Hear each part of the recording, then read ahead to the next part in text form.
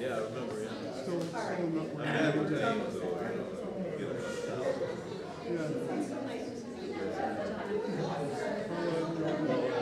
Carla. Reverend, retired, minister, Reverend Carla. From what church? Unitarian Oh, University. you're in church. Yeah. From the one in Prescott. Whatever it is, I'm not from Arizona. I'll look at the map. Is that north of It's west. in the mountains like that?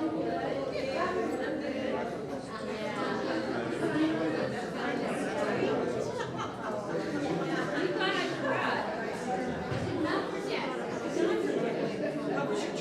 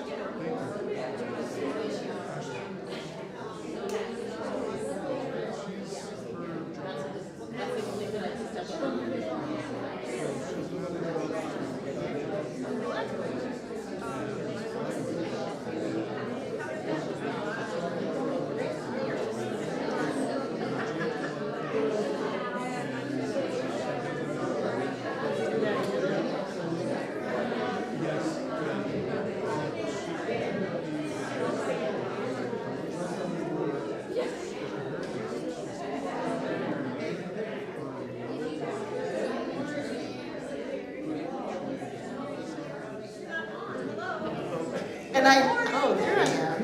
I was gonna say, I know who the sound guy is too. Yeah. Good morning, everybody, and welcome to this very lively Sunday worship at the Unitarian Universalist Church of Tucson. My name is Jamili Omar, and I'm our sabbatical leave minister, among other things. Our settled minister, Reverend Bethany Russell, is away on sabbatical this summer, and she'll be back September 3rd. Our community, in many ways, is as varied as the blooms of the Sonoran Desert. So whoever you are, whoever you have been, whoever you are becoming, I invite you to bring your whole self here and now. Our requirement to wear masks in worship and religious education has lifted. You're, of course, still welcome to wear a mask, and it is not required. But if you're feeling sick, we encourage you to wear your mask or to stay home and join us on Zoom, as we assume many of our beloveds have today. I extend a special welcome to our visitors today, whether you're here in person or online. There is a welcome card that'll be posted in the chat online, and please visit our welcome center in the back and get to know some folks while you're here with us. So, announcements today. The restrooms are in this building and outside those doors in the courtyard.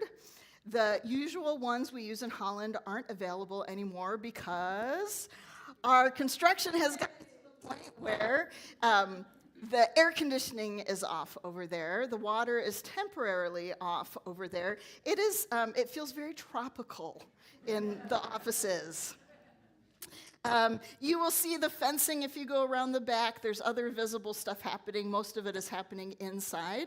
And we ask that you not go over there unless we have a tour and a tour guide to make that safe enough for us.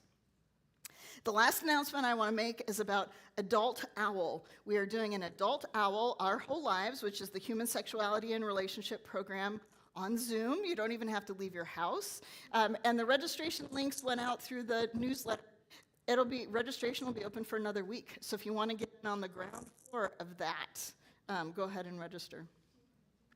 So today's service will focus on a Zen Buddhist practice of being with a story. The story is known as a koan. A koan is a story, a dialogue, a question, or a statement which is used in Zen practice to provoke a great doubt. A great doubt is what we're going for today. And they're used to practice the students' progress in Zen. And so here's what's challenging, at least for me, about koan, is that they are not riddles or puzzles to figure out. They're not going out in the New York Times with the crossword. They are meant to be sat with us, to sit with us, to live and to provoke wisdom in us. I think I'm going to get some tech help. No, I'll just keep going. That sounds like good advice. So, there we go. Okay, now I'm on the podium mic. Okay, good. Okay, so koan, not riddles or puzzles for us to figure out, but stories that are meant to sit inside of us and unfold over time and show us wisdom or enlightenment, which could take years. In a minute, I'm going to ask you to greet a neighbor and share as you feel comfortable.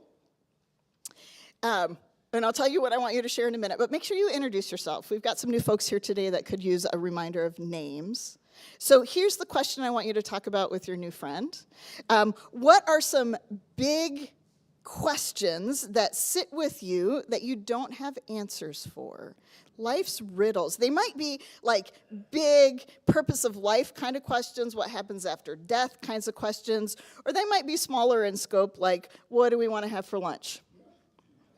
Any unknown questions that are sitting with you today, okay? So be sure you introduce yourself. I'm going to give you a couple minutes to chat with a neighbor. Go.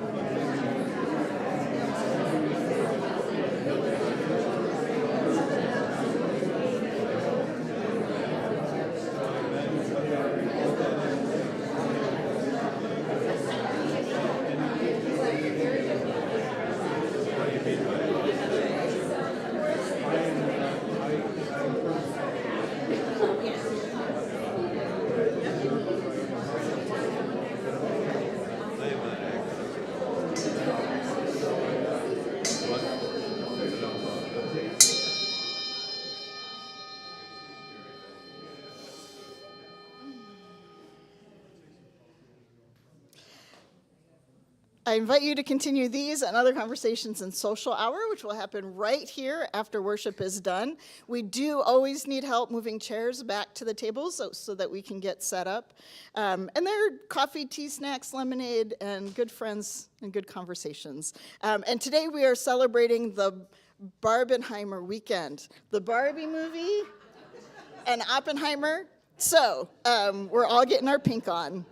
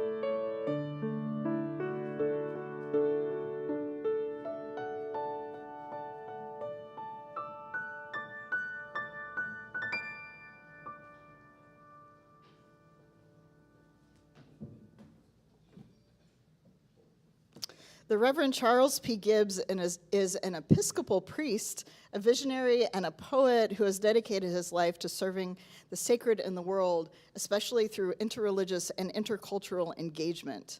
His poem, Into an Even Deeper Water, invites us to worship today.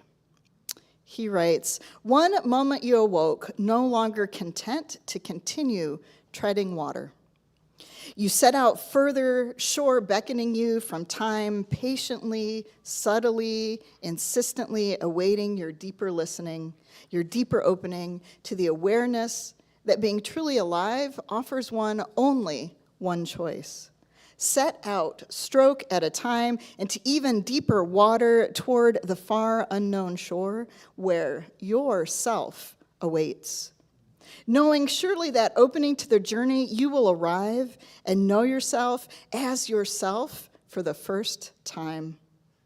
Come, let us find ourselves. Let us find the strangers among us who become our family. Let us sit together with things that remain unknown. Come, let us worship together."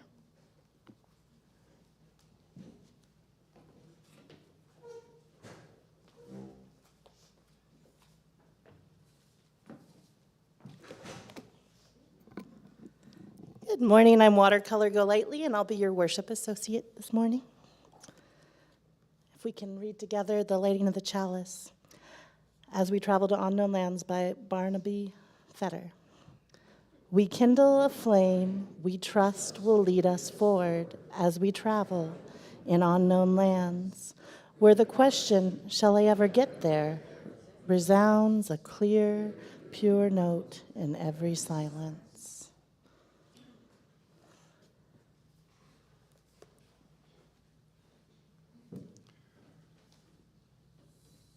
Our first song this morning is Where Do We Come From? In a second, if you know the song, great. If you don't know the song, it's one you'll catch very quickly. May we have the next slide, please? I'm going to sing each chunk of text, the 4 separate texts, twice, and then I'm going to go back and sing them twice again. And I encourage you to either stick with me and repeat after me if this is a new song to you. But if one of these questions resounds today, lean into it. You can sing nothing but the third line all the way through, and that'll be fine. So please realize that all of this goes well with everything else. Please rise.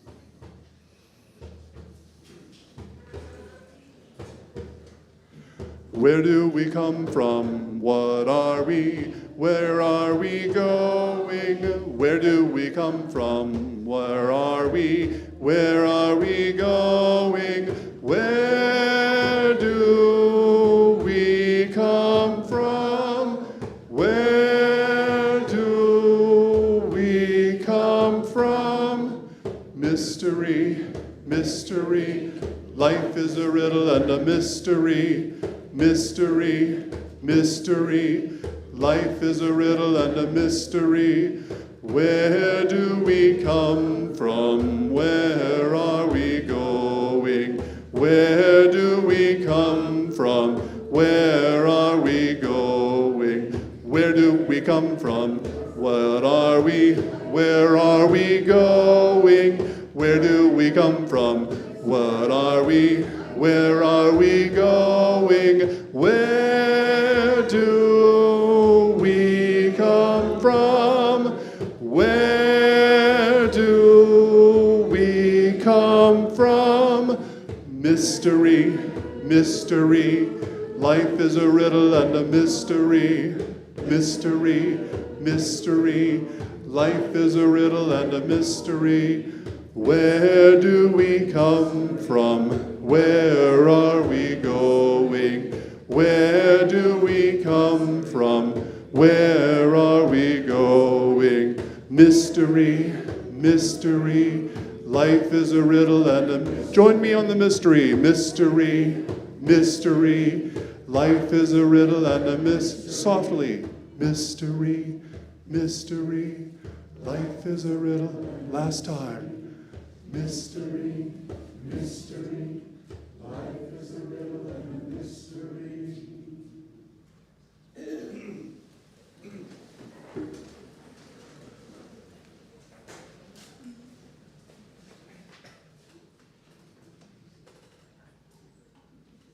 On over from a traditional Buddhist story.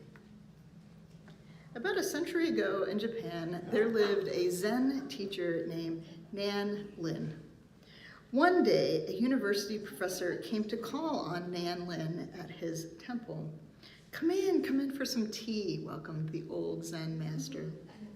Leading the professor into the tea room, they sat down across from each other at a small table. The old master sat in silence, perfectly at ease. Occasionally, he smiled at the professor warmly. Other times, he gazed out the window at the enchanting temple gardens. But the professor grew increasingly edgy with the silence. He squirmed. He tapped his fingers on the table mindlessly. He fixed his eyes anxiously upon the door through which the tea should have arrived. Finally, the professor couldn't bear the silence a minute longer. The only thing that came to his mind to discuss was a lecture on Buddhism he'd given at the university. And so, clearing his throat loudly, the professor began a lengthy speech. The old master made a fine audience. He nodded in a friendly way at the professor's most outstanding points and seemed to have a look of unending curiosity. So the professor was encouraged to keep going. After all, lecturing was his business. After a half hour, still no tea had arrived, but the professor thought it might be impolite to bring attention to that fact. He continued with his speech on Buddhism. Nan Lin continued to be the most courteous of audiences. At last, an attendant carried in an elegant tray with a ceremonial teapot and 2 cups for the men. Nan Lin smiled in his relaxed way. In the deliberate manner of a Japanese tea ceremony, he carefully placed a teacup before his chattering guest. Then Nan Lin slowly began to pour the hot liquid into his guest's cup. He poured and continued to pour until tea water ran like a small waterfall over the cup's brim and into his guest's lap. At this point, the professor's lecture came to an abrupt halt. "What are you doing?" he sputtered at Nan Lin. "Can't you see there's no more room in this cup?" Nan Lin looked at his visitor earnestly. "Just like this cup, sir, you are also too full. You have too many ideas and opinions to learn. Please first empty your own cup. Then together we can learn something useful."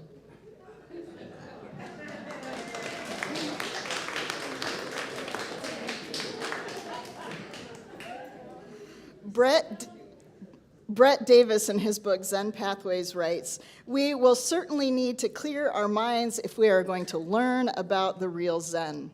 In fact, the real practice of Zen is largely about clearing our hearts and minds. Actually, engaging in this practice is vital to understanding what it is all about. As we will see, Zen meditation is a profoundly spiritual practice of clearing the heart-mind. Metaphorically, this can be understood as the practice of emptying one's cup. In fact, the idea of emptying one cup goes deeper than even this story might suggest, since Zen meditation itself can be understood as a practice of emptying one's cup. In other words, not just the way to Zen, but the way of Zen itself is a matter of continually emptying one's cup, clearing one's mind, and returning to what in Zen is called the beginner's mind. For centuries, Zen masters have instructed students, do not lose the heart and mind of a beginner for an instant. So, today, if you feel like a beginner in the ways of Zen and all of this Zen stuff, that is awesome. That is the mind we want to hold on to, the beginner's mind full of questions and empty of answers.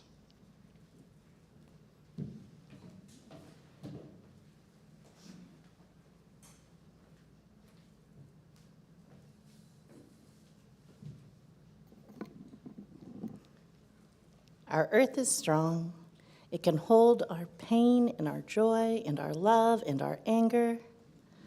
Our shared bowl, which we use for joys and sorrow each week, is strong enough to hold the big rocks of our collective celebrations and mournings.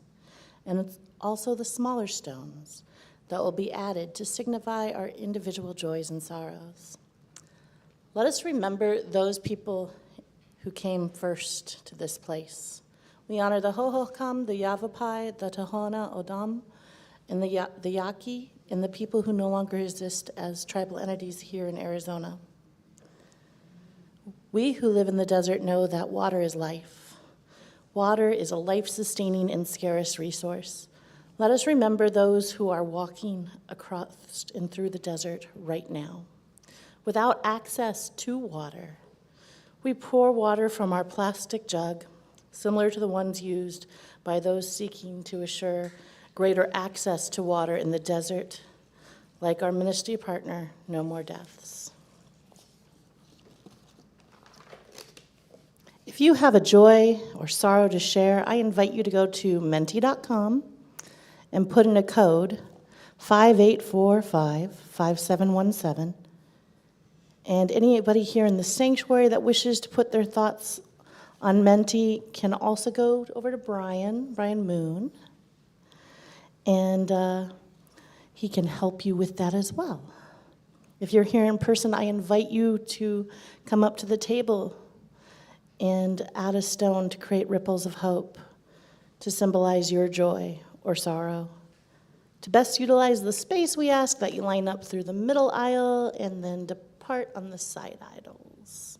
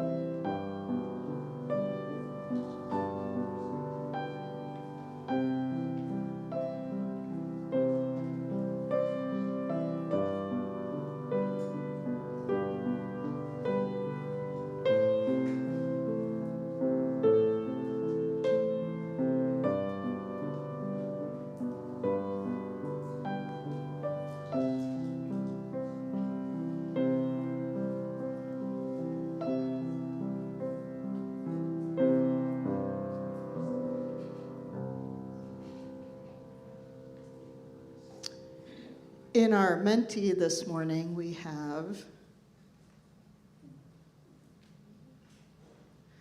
grateful for family and the time to enjoy them. Congratulations to JD and Margot Garcia, who are celebrating 63 years of marriage today. Congratulations. And they're here with us today, if you can't see them. Is that all of them? Looks like that's all of them. We got another one? No. For all of the joys and all the sorrows not spoken today, but we know that are in our hearts, we place stones in our bowl.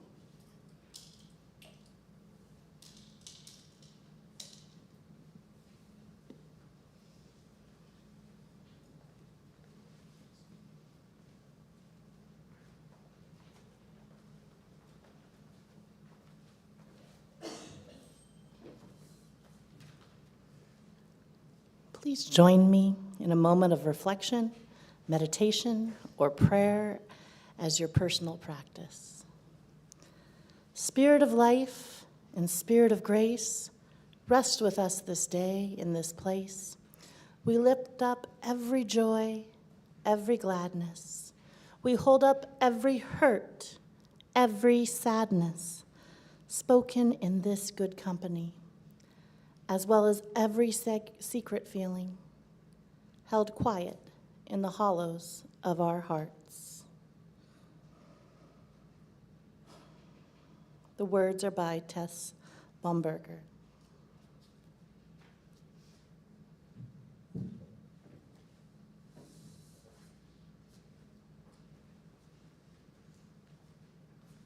Our second song is similar to the first in that you can sing any of the lyrics against any of the others and be okay. When I breathe in peace. When I breathe out love.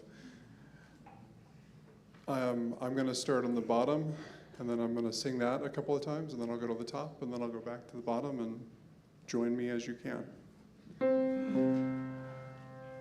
Breathe in, breathe out, breathe in, breathe out, breathe in, breathe out, breathe in, breathe out. When I breathe in, I breathe in peace, and when I breathe out, I breathe out love.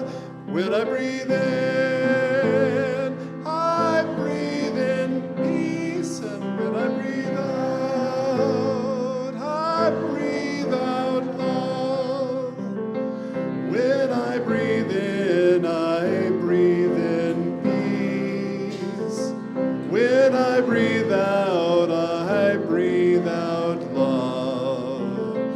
When I breathe in, I breathe in peace.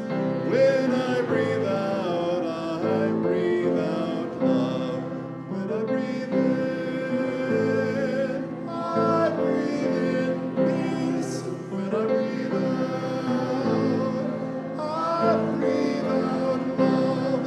When I breathe in, I breathe in peace. When I breathe out, I breathe out love. Breathe in, breathe out, breathe in, breathe out, breathe in, breathe out, breathe in, breathe out.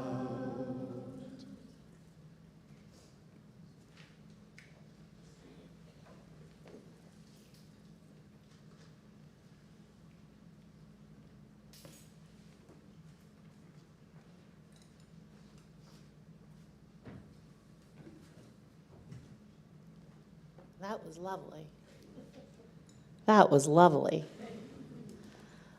So in a minute, I'm going to invite you to do two things. First, I'm going to read this Zen Sutra out loud. And I invite you to listen to this sutra to let it settle deeply in your body. We'll take a little less than a minute with it in silence. And I invite you then, after that, to turn to your neighbor. All right, you ready? Here's the first time. It's from the Diamond Sutra, and it says, out of nowhere, the mind comes forth. Out of nowhere, the mind comes forth. So for a short minute, I invite you to be with this sutra. One more time. Out of nowhere, the mind comes forth.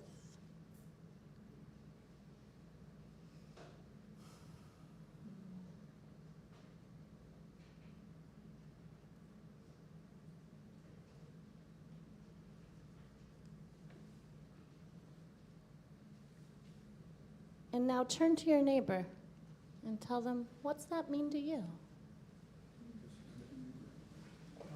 What is that? What does that mean? Well,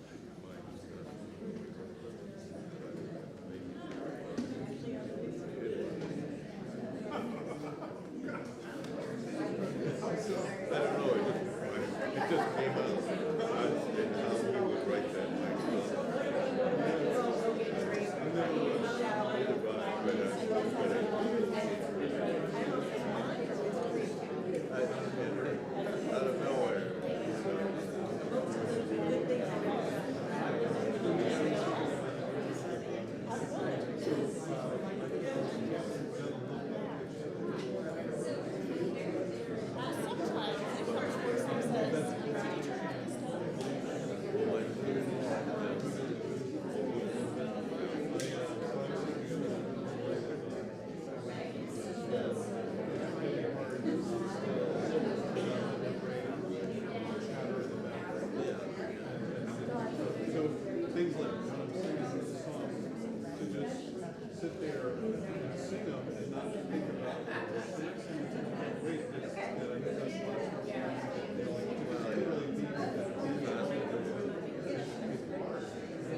Well, there's so much going on in your head, in your mind. Like I was thinking about myself.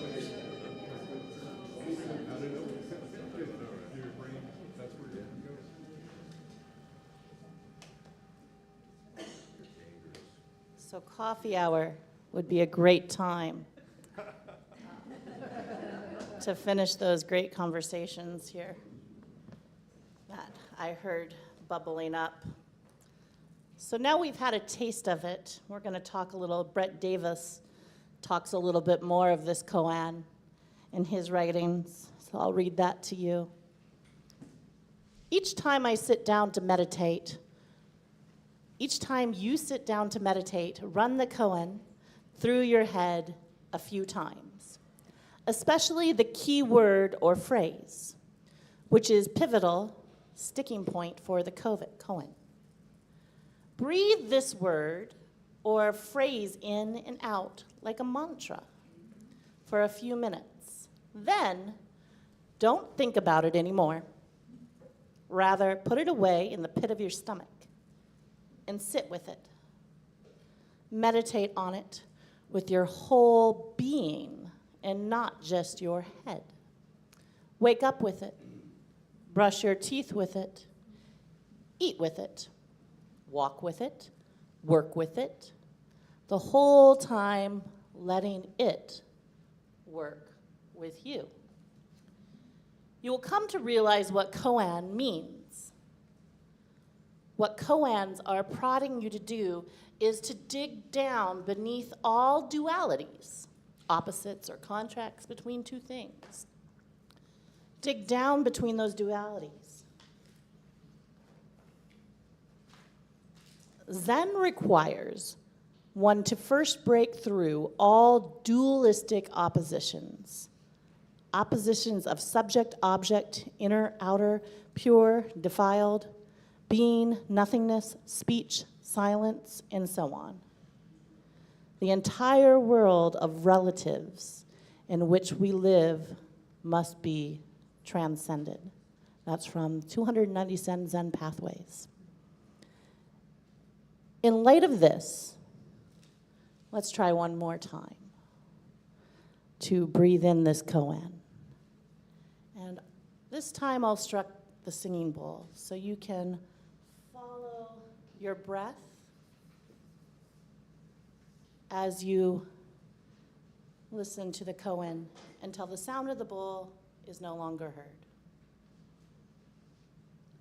Out of nowhere, the mind comes forth.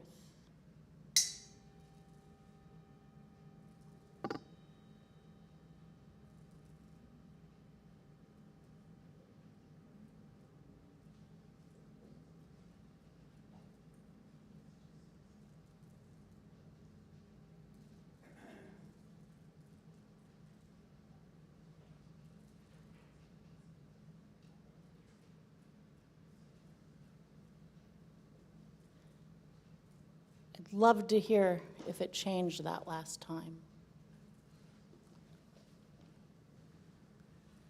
We have been warmed by the fires we did not build. We have drunk at wells that we did not dig. In acknowledgement of our many blessings and many needs, you may place your contributions in the basket that will be coming now. An offering will be collected to support the life work of our congregation. If you're joining us on live stream, you can send the check to the office or give online at uutucson.org/donate or text 833-361-5796. For those of you here in person, you could do all those things, or the ushers will be coming around with the offering baskets to collect your donations.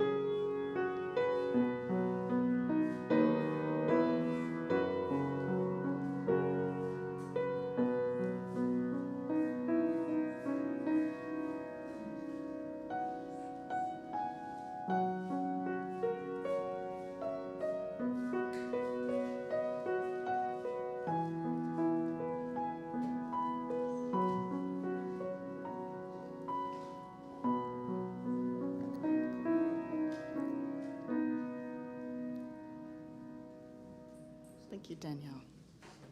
In his book titled Bring Me the Rhinoceros, yes, that's true, John Tarrant writes, a koan shows you two conditions for your mind, a with and a without condition. This is a natural way to understand things. He says, life is a Botox advertisement, in which on one screen you're shown a haggard, careworn face with wrinkles, and then an improved version, as smooth as a baby's backside, post-Botox, obviously. So a koan uses this natural eagerness to compare things in an interesting way. When you work with the koan, what you are either with or without is your map, your cherished beliefs, your story about how life should be at the moment in which you find yourself. The with condition is what, in an unexamined way, you believe to be true. Beliefs have consequences. They build their own fictional world. When you believe something, you usually want the story to agree with what you already believe about the story. And of course, it rarely does. So your story will come with conflict built into its plotline. He writes, in the without condition, you see the world without wanting it to be different from the way that it is. The without condition is an act of imagination. You ask yourself, what might the world look like if I loved it just as it is? Here's a koan that shows the power of imagining life when you are not depending on the stories you usually tell yourself. So in a minute, when I say go, I'm going to invite you into the same practice we've already done. I'll read the koan once or twice. I'll give you under a minute to sit with it, and then I'll invite you to share your insights, not your answers, with a friend. Okay, so here's the next one. Zhao Zu is often quoted as saying this: the great way is not difficult if you just don't pick and choose. The great way is not difficult if you just don't pick and choose. I'm going to give you just under a minute.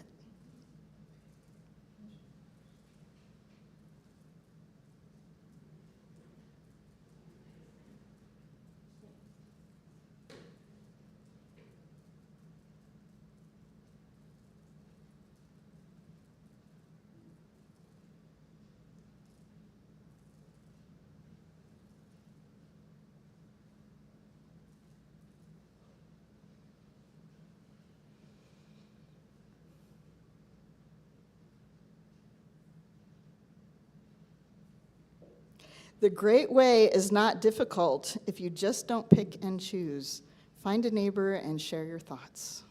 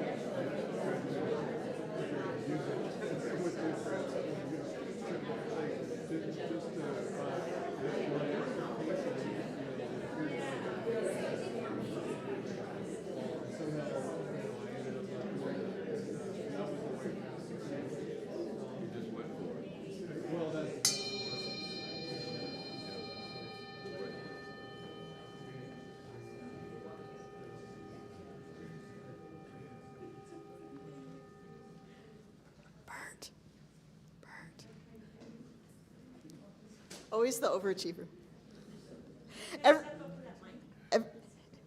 Yeah, the sound is funky. Is that, okay, well, okay, here we go. Everyone knows that some events are just bad and make you sad or angry, right? And some events are just good and make you happy and glad, right? What happens to that duality if we let go of our map and just accept the event as it is when it comes at us?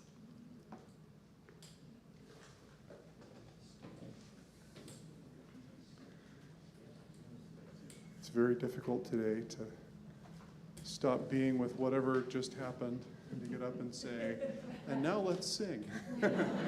For me, at least. Would you please rise in body or spirit and sing Love Will Guide Us? The words will be projected on the screen.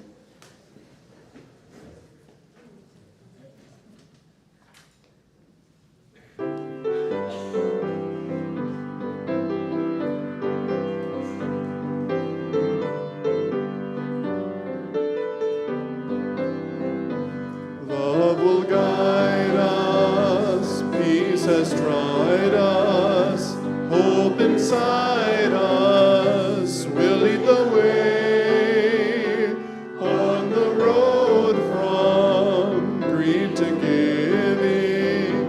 Love will guide us through the hard night.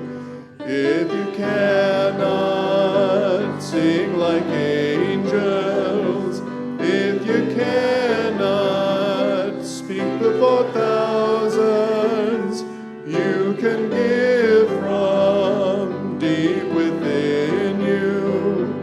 You can change the world with your love. Love will guide us, peace has tried us, hope inside us will lead the way on the road from greed to giving. Love will guide us through the hard night. Please be seated. Okay, so how's everybody feeling? Are you empty? Are you full? Are you ready to empty your cup again? So before I go any further, I'm curious whether anybody's an active practicing Zen Buddhist. No? Okay. As a disclaimer, I am not. Even though I've read the basic tenets of Buddhism, and we explore different facets of Buddhism in our Religions of the World's classes, I can't speak from personal experience or even my personal religious belief. I come to Zen Buddhism as someone who appreciates from afar the wisdom of this religious tradition. Although, to be fair, even to say the word religious for Zen Buddhism is complicated. Brett Davis, who's a Zen practitioner we've heard from a couple times today, contextualizes Zen Buddhism and this contemporary religion versus spirituality debate. He says he acknowledges that some people prefer to think of Zen teachings and practices in terms of spirituality rather than religion, because the concept of religion itself implies institutional establishments, dogmatic creeds, more than liberating and enlightening personal experience. Sounds familiar to a lot of us. It is interesting to note that in Japan, Zen Buddhism and Buddhism in general is seen as the faith of the conservative world belief. There are a lot of young people who have Protestant wedding ceremonies because that's the perceived as the nonconformist option over there. So, context. Right?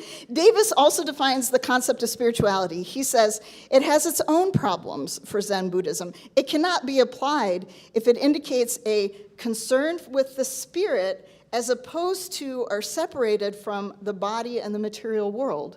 So if spirituality means a dualism, it doesn't apply to Zen Buddhism.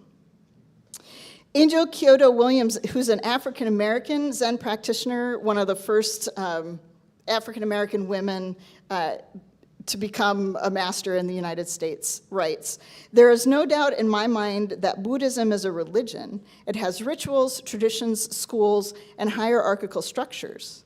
However, Buddhist philosophy in its purest form is just a set of principles to help you become awake to the life you have so that you can live it more completely."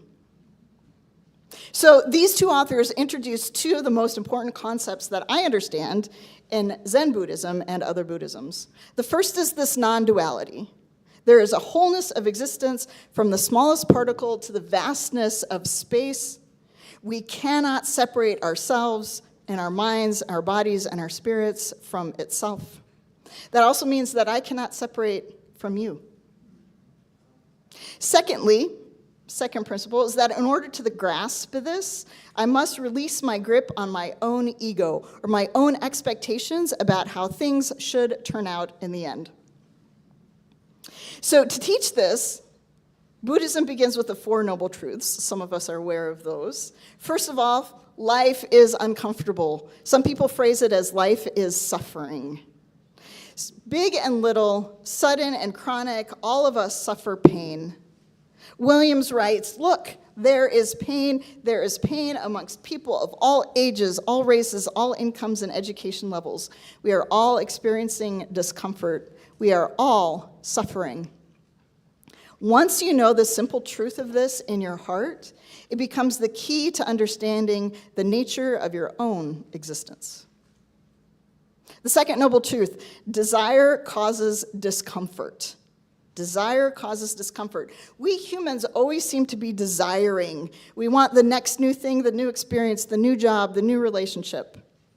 Williams writes, it is this wanting, this ever-present unchecked desire that is at the root of our discomfort. Then, as human beings, we have the habit of attaching ourselves to things, people, situations, and holding on tight. In turn, this clinging becomes the single source of our conflict, tension, and frustration. Why? Because we cannot control all of the elements that go into making up life. And because we are human, we are self-centered. So it is heartbreaking to realize that things do not necessarily go our way, and we are not the center of the universe. I know there's shock in the front row if you can't see it. I know. The third noble truth, however, offers us some hope. It is possible to end discomfort. Williams writes, once we have discovered that our wanting is the source of our discomfort, it makes sense that if we could eliminate, or at the very least reduce our wanting, we would eliminate discomfort. We feel this tension in ourselves. We try to dominate ourself, capital S self, and force ourselves to submit to a set of ideas about how they should be, right? That second truth, that desires cause pain, that attachment to the pain and the way that things should be causes pain. Williams says our willingness is a cycle, our wantingness is a cycle of wrestling with ourselves. I identify something inside myself I don't want. I won't get angry. I will stop this habit. I will exercise daily. In response, we begin to battle our own selves. We begin tightening around ourselves and setting more limits, barriers, and expectations. We should on ourselves. In turn, this creates more desire, the desire to achieve the goal. It takes over, and it's just another desire pushing us. The wanting takes over again. The wanting is a wanting. What we are looking for is a not wanting. Here's another quick example. Today, it's going to be 104 degrees. I can either say, ugh, this heat. Have you been in my office lately? I don't like it. Oh, my car AC went out. I wish it was raining. When are the monsoons going to come? It is so unbearable. Or I can say, yep, 104 today. The not wanting the world to be different than the way that it is. A fun conversation for another day. We're going to put this on the, I always say parking lot, but somebody said to me the bike rack. We're going to put this in the bike rack for another day. Is a conversation about how Buddhists address the issue of actual social change in the world. There's a fascinating conversation happening in the community about how involved to be rather than accepting. We're not going there today. That'll be another day. We do want to get to the fourth noble truth, which is meditation and the Eightfold Path can end discomfort. Meditation, I think, is important to mention because there's meditations that take us inwards into our own inner light. There's other kinds of meditations that do different things. Takes a lot of different forms. And the Eightfold Path. If we were in the sanctuary, I would point to our worlds of the religions. We'll get back there. We will. So I can understand why people in the West are drawn to Buddhism and its many iterations. Williams says it best: as a country and as a people, we are coming to terms with the fact that oftentimes the race for outward material achievements is run at the expense of our inner light and spirit and connectedness with the world, and even our connectedness with our own individual selves. Many of us feel this disconnect between our brains and our bodies. For some of us, it comes out in that shoulding on ourselves. I should not. A lot of us feel this in the privileging of our intellect over our feelings, our doing over our being, our sense of worth tied up in how much we have accomplished. This tension leads to our question today. How do we rest our bodies when things are unknown to our minds? When our minds are not at rest, how do we rest our bodies? So here's some background. July begins our first year of the Baja 4 Desert Ritual Program. The acronym is DRY, D-R-Y, the Desert Ritual Year. DRY is a collaboration of our 4 southeastern UU congregations to share worship and religious education and other resources across the desert. And we start the DRY program with rest because July is the 5th season, as we've identified in the Sonoran Desert, where a lot of our animal friends estivate. They go inside where it's cool, or they burrow down where it's cooler, like a lot of us. But how do we rest when our minds always feel so restless? How do we rest when we are worrying about paying that next bill, about that diagnosis that's coming up, about global climate change and the world we're leaving for our children, about this thing and that thing and all of the things? For Zen practitioners, finding rest for the mind is a long process. Brett Davis suggests this timeline. He says, I would suggest serious practitioners begin by counting and then following the breaths for a year or two. Then one would determine if they want or are called to engage with koans, with a teacher. And then after many years, they can settle into the simple yet profound practice of just sitting. So for all of us, this is a long process of finding rest. But he says the payoff is not that you become enlightened, but rather that you realize you are already enlightened. When I awaken to my Buddha nature, I awaken to your Buddha nature. Then our covenant to affirm the inherent worth and dignity of every human and non-human person becomes real, even towards myself. Ultimately, though, we aren't here to become Zen Buddhists or even to try to imitate their practice. We can use these stories, I think, as a way to help us settle into unknowing, letting the truth of things come to us slowly over time, unfolding as the koan often do without us even realizing it. I was saying to Watercolor a minute ago, I've been sitting with these koan, not for a long time, for probably 3 weeks, and even just now, I had an insight into some of them. I know, they sit with you and they flower like a lotus. Resting in the unknown, resting in what we don't know is not an option. We don't know the future. We don't know the answers and we don't know the solutions. Like the beginner Zen student, we wrap ourselves in knots trying to answer why or why me or why not, when there just isn't an answer. It just is. Our minds are good at seeing patterns and linking and connecting things, and sometimes there is a causal relationship. We know there's a link, for example, between smoking tobacco products and cancer, but why did one of my grandmothers get cancer and the other didn't? We don't know, and we have to be okay with that. Other times, we find the answers to really hard, perplexing questions come to us when we have finally let go of trying to solve it. You've had that experience where you're working on something, and then you have a 3 a.m. wake-up call where the answer is with you. Mine always come when I take a restroom break. That's just where the answers live. Gonna try it? Yeah, Bert's down. The questions come to us when our minds are resting, when we stop pushing so hard to find them. They flower in us like the koan. And sometimes we have to accept the truth that there's no good or bad, no right or wrong, there just is. And what about big world events, right? What do we do about the social justice issues that we see all over the place, and how do we address that? There are dozens and dozens of social and political issues, battles happening right now, and that are going to make life worse and impossible for so many of our beloveds. Bans on abortions, bans on gender-affirming medical care, bans on books, not to mention climate change and general rise of fascism. You know, the little stuff. For us as UUs, being in the world in our full inherent worth and dignity is critical.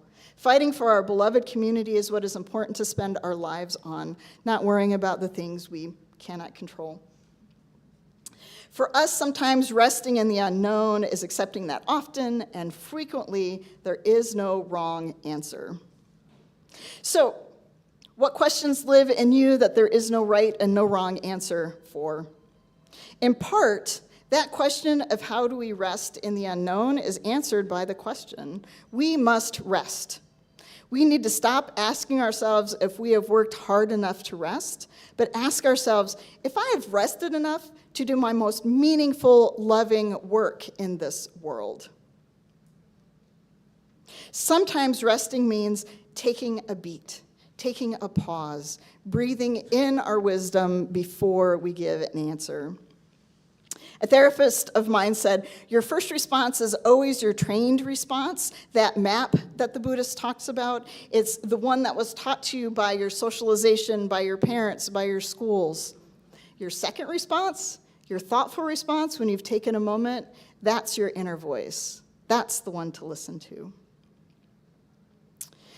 These are principles that we enshrine as values for UUs in our existing principles. Right? The fourth principle of free and responsible search for truth and meaning can include the truth and meaning I hold inside of me. The acceptance of one another and engagement to spiritual growth in our congregations, that's why we're here, right? What if we included ourselves in the acceptance of one another? Even our new Article 2, which is again is one of those unknowns that we're talking about for this next year, asks us to enshrine the idea of transformation. We adapt to the changing world. We covenant to collectively transform and grow spiritually and ethically. They invite us to be curious about that which is stirred up within me.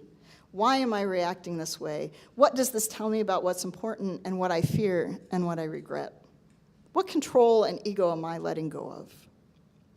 They invite us to trust the process as it unfolds rather than trying to control the process and the outcome. They invite us to do one other thing. Oh yeah, giving up my ego, releasing my attachment to the should in order to be open and find out what comes next.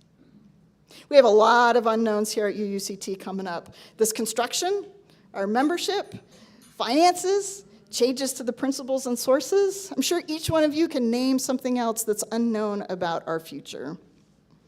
So what is resting? What do we need to awaken? And how do we do that work together? While we figure out this wild and unpredictable life, let's be open to the invitation of Chris Cervantes to rest. They write, rest now. Rest in the peace of this moment. Be at ease. Look up at the stars and down at the grass.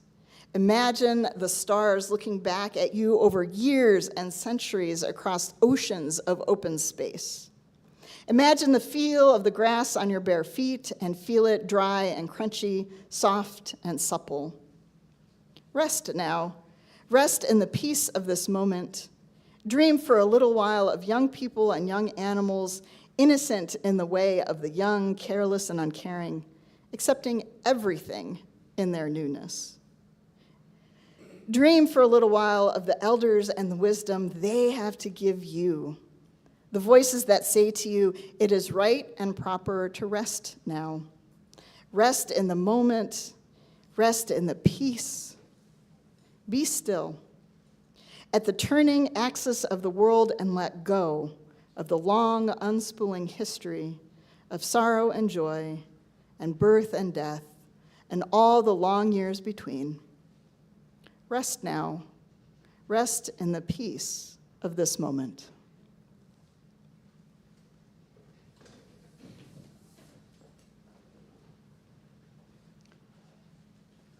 Our last song is Just as Long as I Have Breath. Please rise in body or in spirit. The words will be on the screen.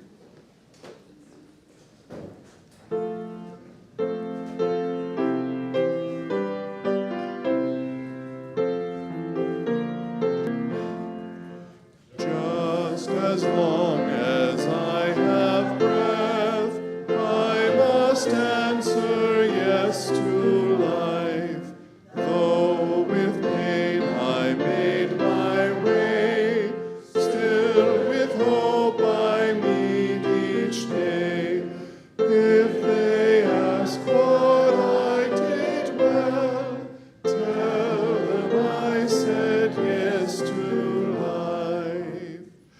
Just as long as visions last, I must answer yes to truth. In my dream and in my dark, always that elusive spark. If they ask what I did well, tell them I said yes to truth. Just as long as my heart beats, I must answer yes to love. Disappointment pierced me through, still I kept on loving you.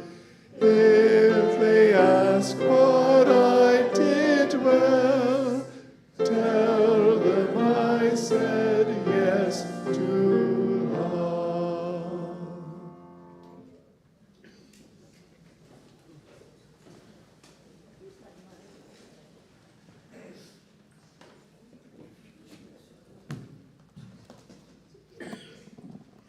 Our chalice distinguishing today is Remembering That the Universe is Larger by Marjorie Newland Leeming.